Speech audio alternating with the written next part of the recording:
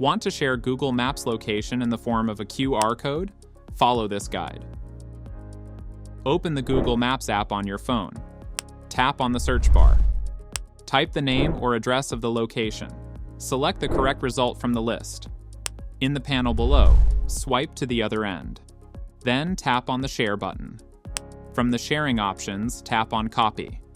This will copy the Google Maps URL of that location to your clipboard. After this, open Safari or any other browser. In the search bar, type QR code generator and search for it. I'm going to use this QR code generator website. You'll see an option to enter your website. Paste the Google Maps link that you copied earlier. This will instantly generate the QR code. You can now personalize the QR code. Here's what my QR code looks like after all the effects. Once you are done, tap on Download QR. You need to authenticate yourself with one of these methods. I am going with Google.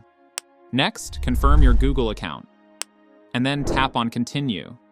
It will suggest a few image formats to save.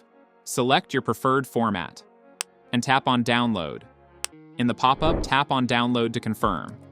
If you look in the Download section, you can see the QR code image. Tap on the share icon in the bottom, and then select Save Image. You can share this image in any messaging platform.